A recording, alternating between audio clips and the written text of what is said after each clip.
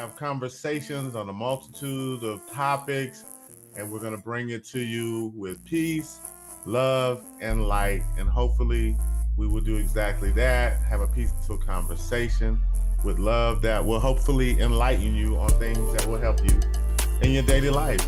My name is Haru. I'll be your host today. I have a very, very esteemed guest today, a good friend of mine, known him for years. We've been through a lot of things together, ups and downs. I know I can always talk to him when I want to talk about something and have an intellectual conversation. So let me introduce you guys to a good friend of mine, Eli. He's out of Atlanta. I'm based here in Denver. Eli, introduce yourself, brother. Hey, Haru, thank you very much, my brother. I am Eli for short, Elijah, man, and it's a beautiful thing to connect with my brother. And yeah, I love having an intellectual conversation with anyone about anything because that's life, and I love living life. And we're outside here in Atlanta, so we tried to flip the script. If you check the scene, we outside, and the weather is great. And I was just talking to my nephew about how biblical ties with the Passover in Egypt and Genesis and how that coincide with what's happening outside in the earth today. And it was a great thing. You know, it was an excellent conversation. It was more of a history conversation than anything. Well, I'll tell you what, we have a huge contrast in the weather. I mean, it's snow on the ground here, and it looks absolutely beautiful there. What are those dogwood trees? Looks like dogwood. You know, I'm from Atlanta, so I think those are dogwood trees, if I'm not mistaken. They bloom and look beautiful. The particular tree behind me, I'm going to research this one. This one itself is not a dogwood. It just blossomed, I'd say, about 7 days ago. It was in what we would call the ear or the little bud, the hard shell, and then it just popped out and it hasn't looked back. And so the tree is beautiful, man. It's a gorgeous tree. It's in its flower stage, but in about another 2 to 3 weeks, come back and we'll get together and talk about it in its green leaf stage because the flower is not a soft flower on this tree. It's rubbery. It's a very rubbery flower. So trees that have that are prepared to take inclement weather. So the weather may change and be cold next week, or it may rain a lot. And so the flower of the tree has to be prepared for the inclement weather. Okay. And now is it in season? Is that the correct weather for this time of year? Should they be blooming right now? I mean, is that right? I don't know. I'm not sure. I personally know to understand the tree know when it should blossom. Okay. We may be an issue as mankind because, again, we've had this conversation before, calendars. I personally know to understand. So it's about, according to the tree, we're in a spring season. There are birds out. I was just speaking to my young cousin about blackjack flying around. So the next true sign, I'll look on the ground and try and find me some ants crawling around. Those things are announcing the change of season more so than if I look at the calendar and go by the scientific definition of what is spring and when it first occurs. Okay. Makes a lot of sense. You know, we had this conversation in different times in the past. It's very important for us all to learn to understand that nature is nature. It's not working off of the clock. You know, animals are working off of what they naturally know. Absolutely. What we're calling instinct. They already have this inherited ability to know when they are supposed to do what they are supposed to do. Okay.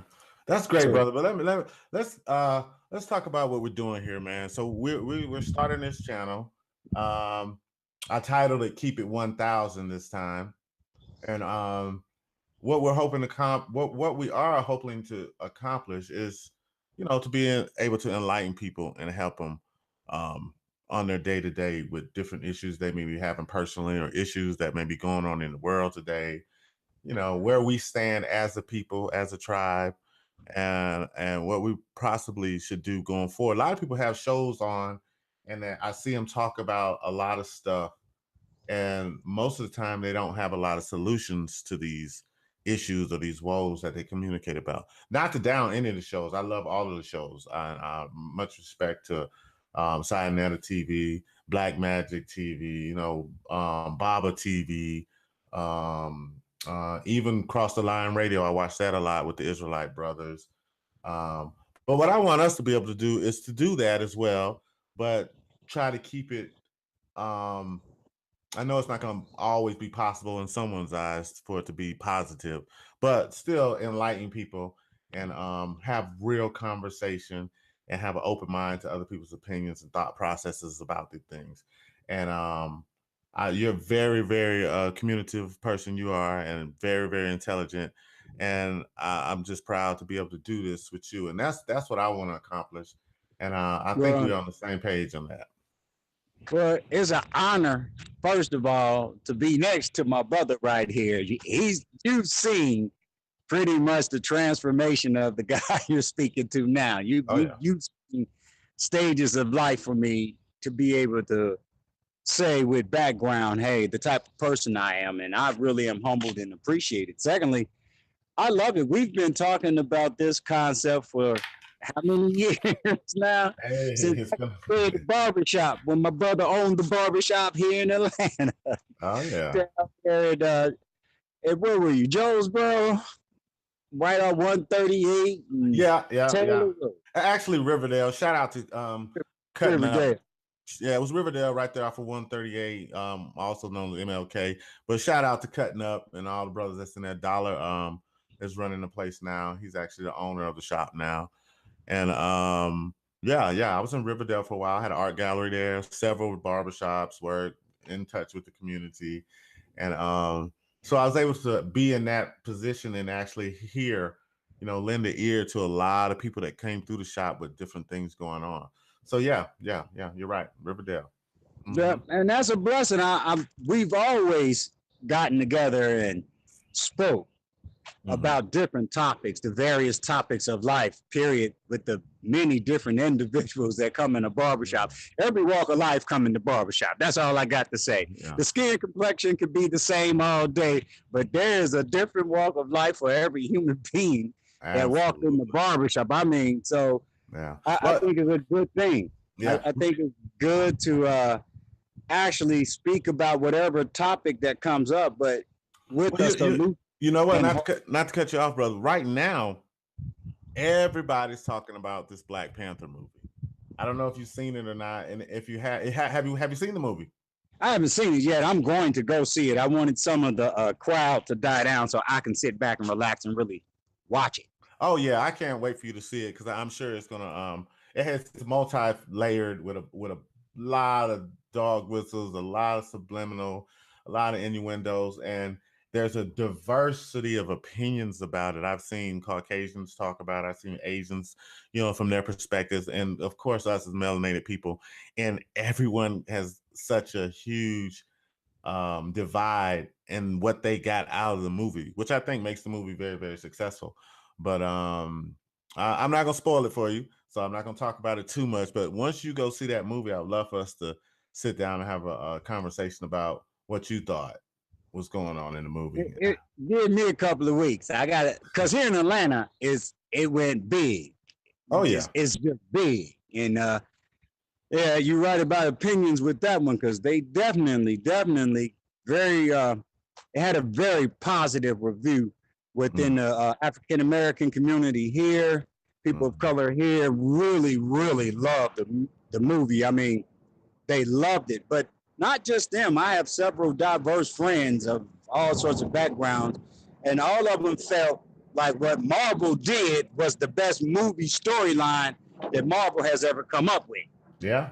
And so that sense, the movie is like a phenomenal success. It's not just a success for a community of one people. It's successful because it's affected a lot of people's thought process, and there's a lot of my friends that have seen it and just loved that movie. They loved it. Yeah, I don't know. Tell me about it. And they went big here too, man. You seen I mean, even without conversation, there was a little conversation, but I mean, you seen melanated people come out with the kente cloths and their dashikis on and they Black Panther berets, and it was just amazing the unity that was felt just all around from that movie, man. It was crazy, and I think it inspired a lot of people in a lot of different ways. Yeah. I mean, basically, movies have that opportunity to do that, to evoke, get that emotion. And it's the type of response that movies are all about. Y'all gotta forgive me. I'm outside here in Atlanta loving this weather. Yeah, I'm jealous, bro. I wish I could be out there too. I'll be out there soon. No, I'll be flying out there pretty soon. Maybe in the next week or two. I'm not exactly sure when, but I'll definitely get out there next week or two. And when I do, I want us to be able to sit down amongst those beautiful trees and that beautiful weather and have some more conversation. Let's get with let's get with the powers that be. Make sure that they with us too. For sure. Yeah, man. But I just to get back to a point. I love what you're doing. I've seen many different YouTube shows. I don't, me. I don't get too involved with what everybody is putting out there. I'll listen when it's something interesting to me, but solutions is the biggest deal with any media that we have. I mean, if we're not trying to come up with a solution, then we are part of the problem. So I love what your goal is, your vision for doing such a broadcast like this. And prayerfully, all will go well and it will begin to create a successful mind frame to let's find solutions to issues of life, whether it's money, whether it's going to the movies, or how should I dress, or what should I be eating, or should I be exercising? I mean, there's a lot of things that we can culturally touch that are out of whack, out of balance. But there are a lot of things just as human beings, our behaviors and how we carry ourselves and how we speak one to another and then to another nation of people. And those are issues that need solutions. And those are the problems of the societies we're in. We can't help the society until we help ourselves. And we can't help ourselves until we know what's good for us, starting with us, the individual, then the core group, then the family. I mean, so I believe that this is a great concept and opportunity. Yeah. I mean, for all that participate. Yeah.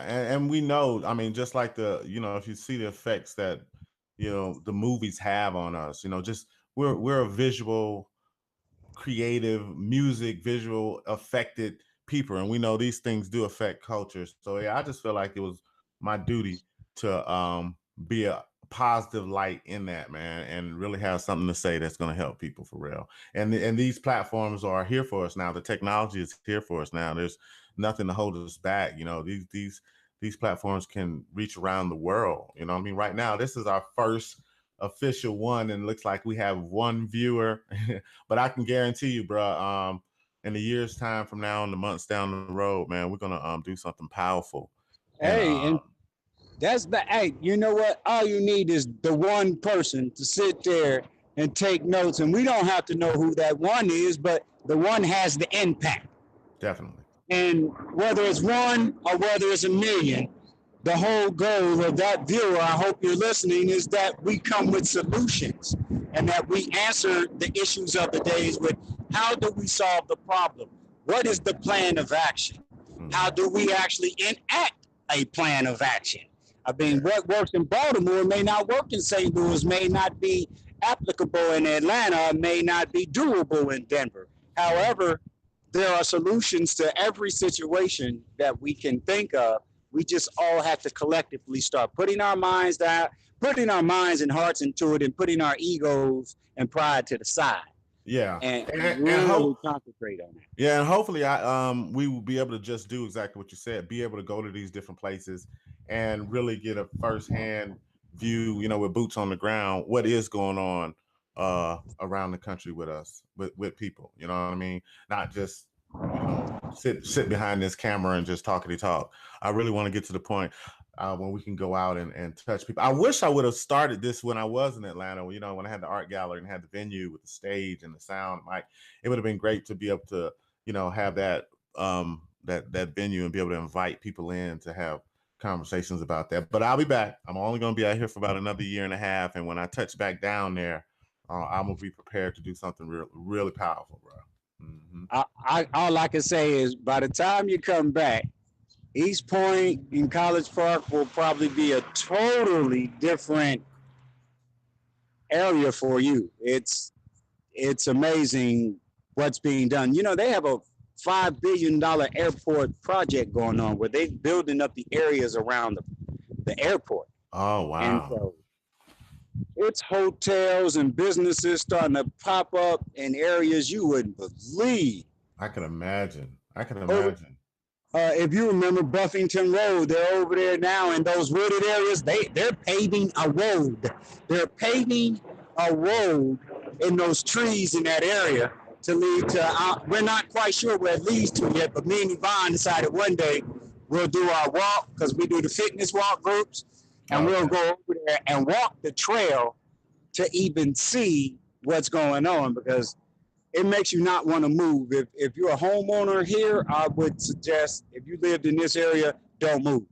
Yeah. The value of your home is going up because the value of the surroundings. Yeah. Well, you know, I own a home there. My house, right there on the line of Fayetteville and Jonesboro, the value of my house has already went up. I think maybe $10,000-$15,000 since I've left Atlanta. I hadn't quite been gone a year, and I know they have a lot of those recording studios, movie recording studios, have popped up back down through there in Fayetteville and stuff. So yeah, I'm hoping that, you know, I can continue to hold on to my property I have on that side, and it'll do what I needed to do. But I heard you say something about some type of walking group that you do. I know you're involved with Back on My Feet. I really want to be able to talk about that and involve that in, because I think you're doing a great thing with that, man. Could you talk about that a little bit? Let us know what's going on. Well, to the listeners out there that don't know, Back on My Feet is a organization. It's across the nation. It's a national organization. It's on your T-shirt. Yes, indeed. It's on my T-shirt. It's one of my T-shirts. It's actually in 13 major cities in the United States. Wow. Of America. What it is a program that helps brothers, sisters coming out of drug and alcohol rehabilitations or homelessness, and use physical fitness as a platform to help assist with your recovery. And when you get into groups, what happens is you meet it's very diverse. Financially, educationally, these groups are all about running and walking. So in that group, and anybody can look it up, you can go on Back on My Feet, like it sounds, .com, look it up. I'm in the Atlanta chapter, and they help people coming out of homelessness and people working with addictions.